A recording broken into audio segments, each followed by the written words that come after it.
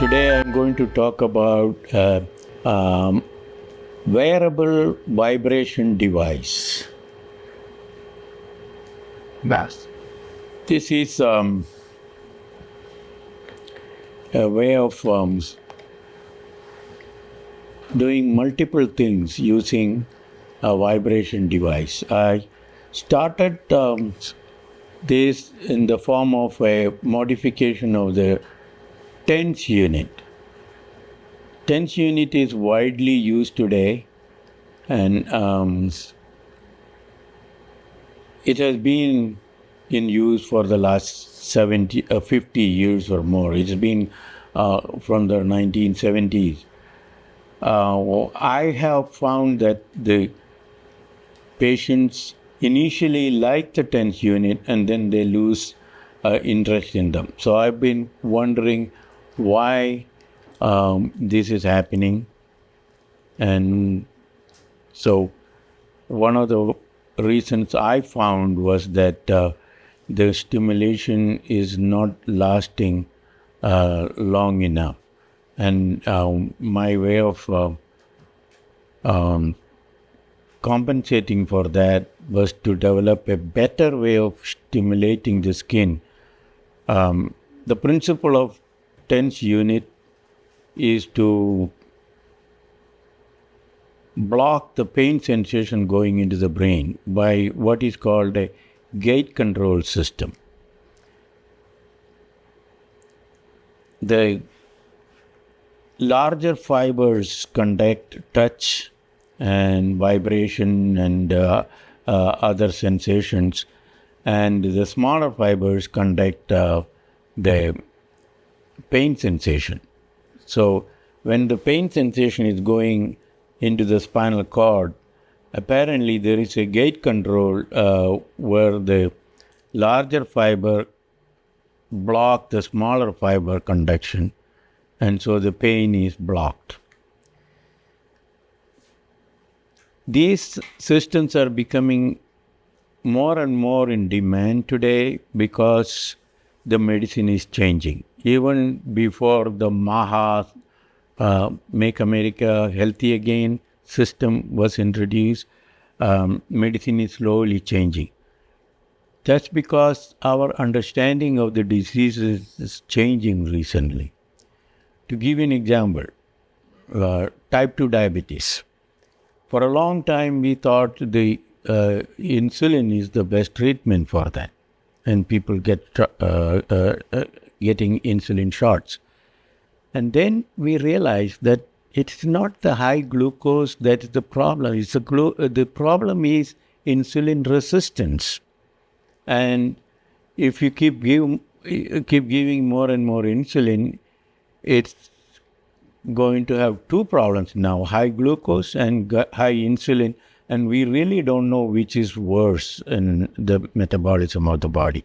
So recent efforts are to try to avoid the insulin shots and go into controlling the insulin resistance and treat that way.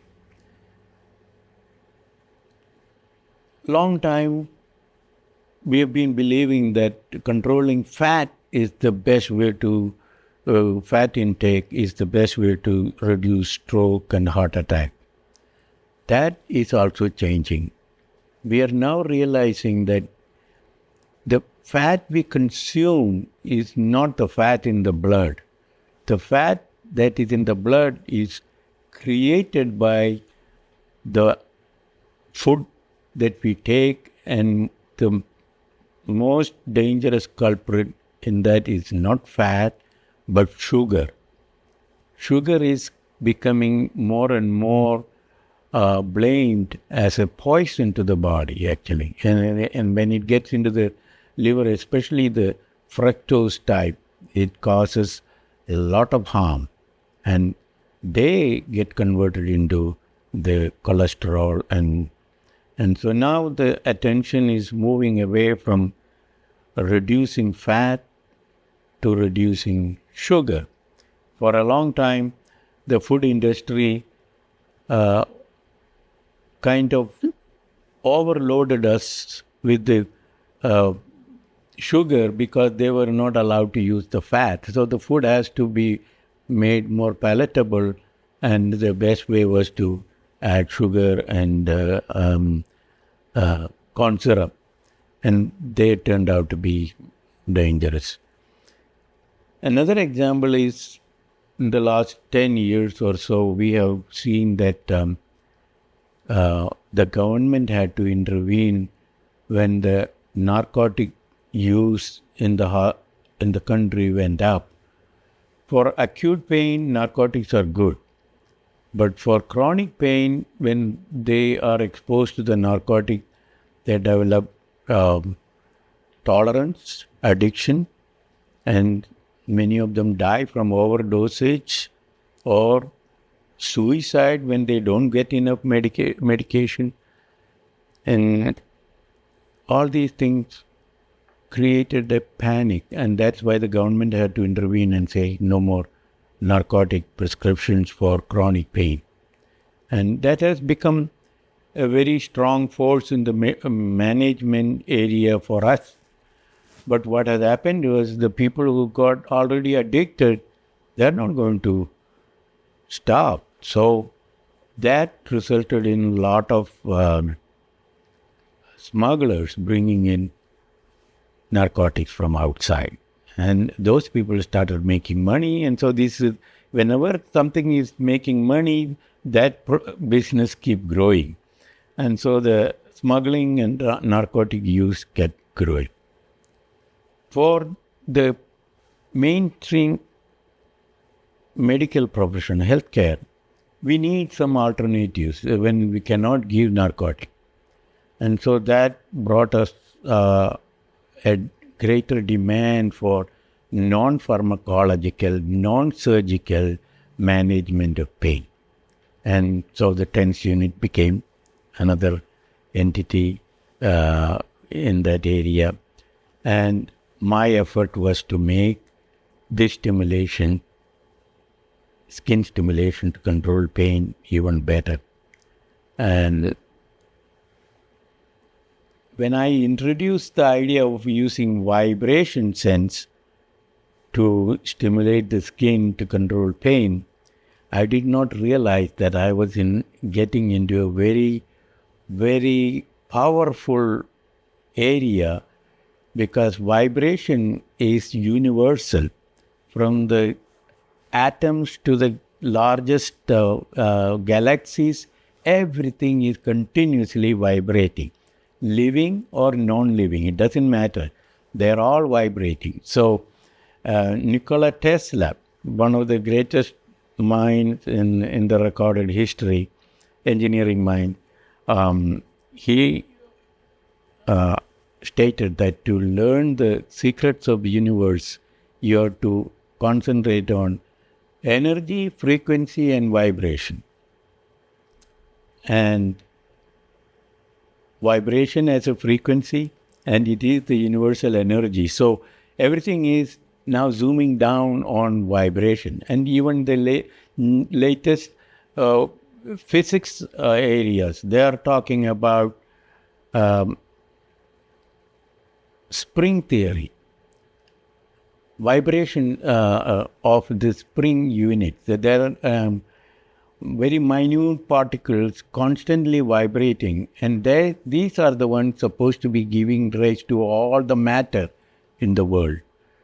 So the string theory. String theory is the latest idea about how universe is created and how universe is run. So again, vibration, even though I inadvertently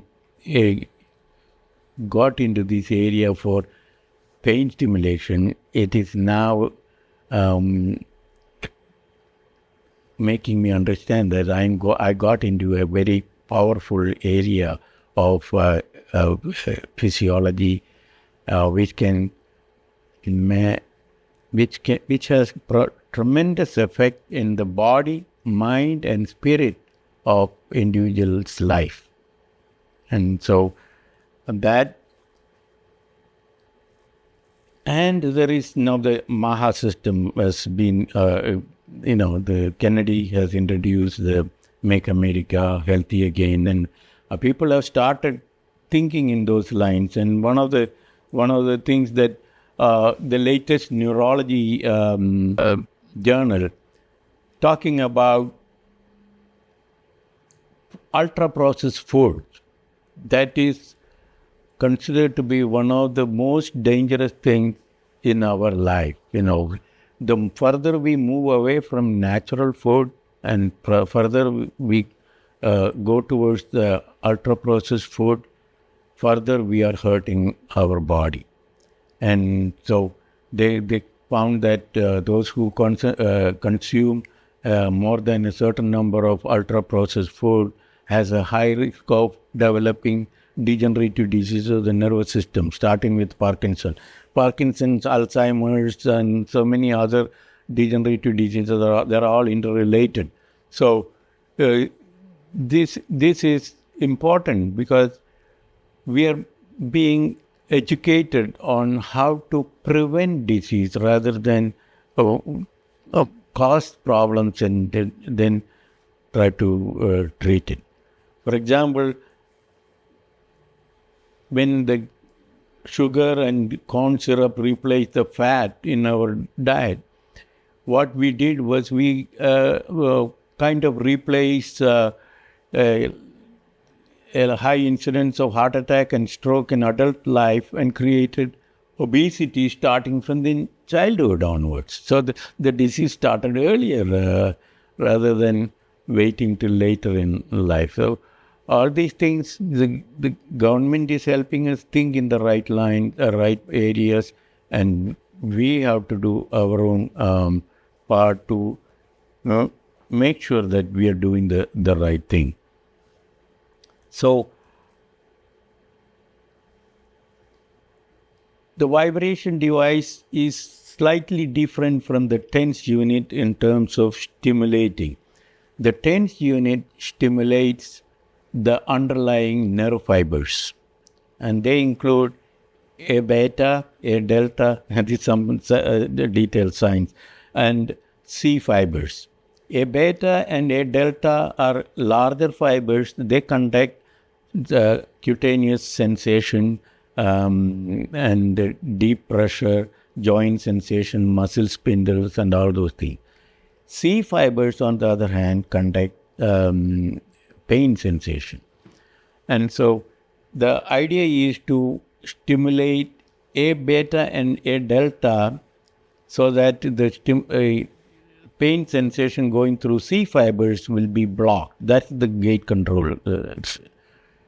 What happens with TENS unit is it indiscriminately stimulates all the nerve fibers. So it's kind of a Russian roulette, which nerve gets stimulated more. Whereas if you move over to the vibration device, it stimulates only the Pacinian corpuscles, the Mesilis corpuscles, and all those things which are the mechanoreceptors. So they are not stimulating directly the nerve fibers, they are stimulating the mechanoreceptors, and they are not stimulating C fibers. So in a way, there is more concentration of beneficial impulses from the vibration than from the TENS unit, in my opinion. This is not scientifically studied to compare the two, but from what I have understood from reading the journals and the previous studies, this is my understanding.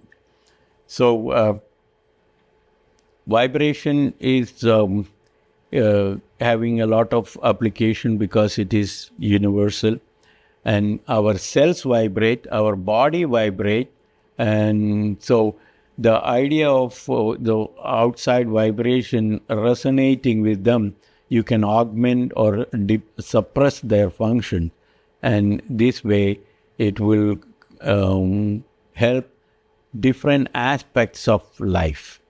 And we have designed 2 types of unit already, and the difference is that Generally, vibration devices shake there is a lot of shaking of the muscles or tissue that shake.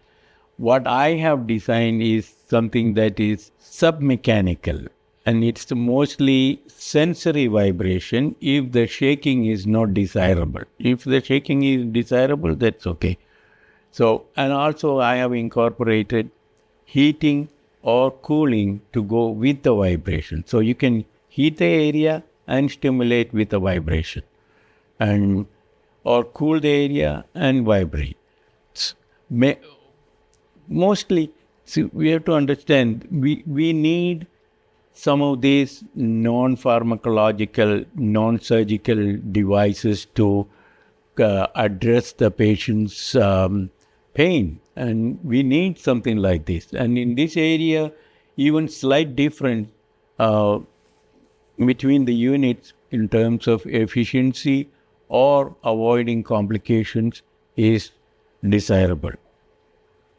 My plan is to give stimulation over a wider area. For example, TENS unit involves 2 electrical pads, and the stimulation is between the positive and negative. Whereas my unit will have a wider area, like, so for example, a back brace or a cap, and this gives a wider area of stimulation as well as a method of stimulation, because if you keep stimulating the same area continuously, you can develop what is called tolerance. So my idea is to move them up and down, side to side, or up and down, or radially, so that the same area doesn't get stimulated continuously, and the whole system can be used for a longer period of stimulation. For example, let me show you that is a back brace thing, and so the stimulation is not continuous. There are multiple spots. Each one is a vibrating unit, and they keep vibrating from side to side or up and down or radially, and so any single spot is not stimulated continuously, so they don't get a chance to develop tolerance. That's number one. Number two is the area of stimulation is wide, and so the input is from a wider area, like the whole back brace. So take an example of a post-surgical patient wearing a back brace like that. The vibration is attributed to have a lot of benefits. One is the pain control that we have been talking about. The other is to increase local blood flow. The third is increasing local lymphatic flow.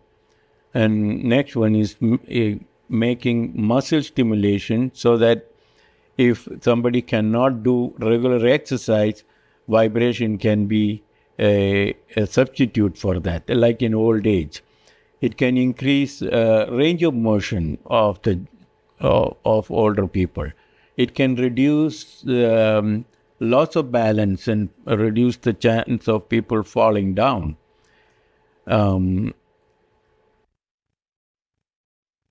Augmentation, and it even has an effect against fat cells. The fat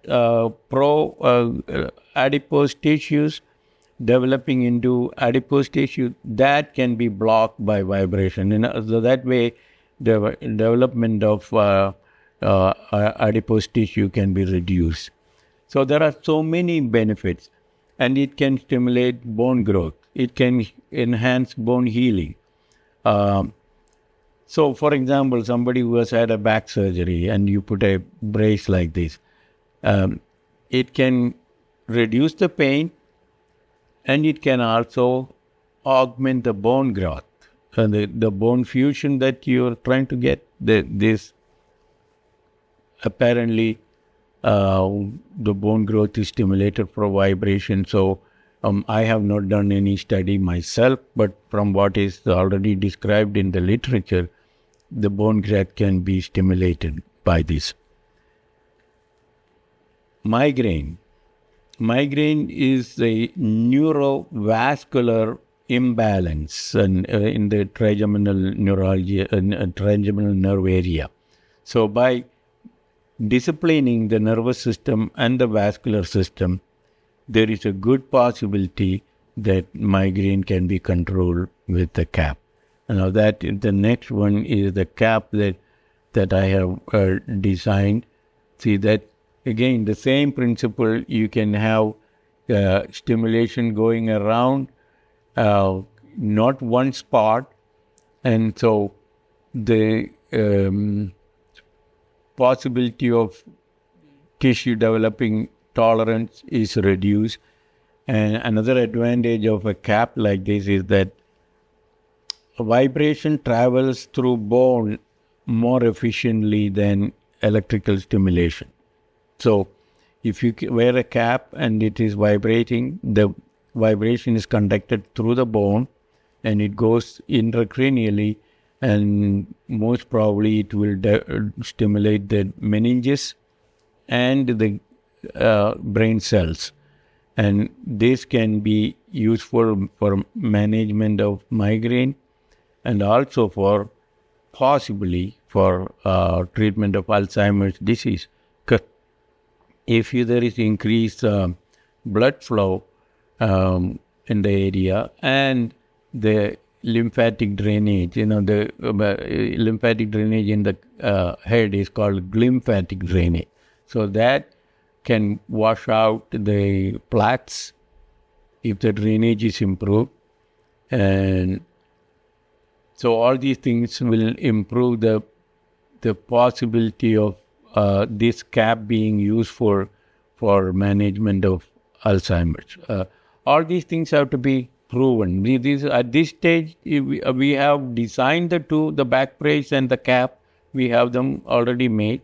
And the next step is to try this out on patients and see if our hypothesis is correct and this is going to help them. That basically, this is where we are now with the vibration. Now, next stage is introducing sound waves instead of mechanical stimulation. These are all mechanical discs, and they vibrate and produce the vibration, like in your cell phone. They are very small discs vibrating. Music is heard as sound. Sound is transferred as vibrations. And so instead of using mechanical vibration, we can use sound as a vibrating source. And if you apply this to different parts of the body, sound is not perceived just by the ears. Sound is perceived by the whole body. And I will go into those details in another session. But our effort is now to use audio vibratory devices to stimulate and get the same result, and where the frequencies are more easily adjusted, and we can adjust the frequencies to whatever body part we are focusing on, and it will be easier to do that instead of changing the vibrating discs. You can still change a little bit, but the range of adjustment is a lot more for audio vibratory devices. And that will be the next session.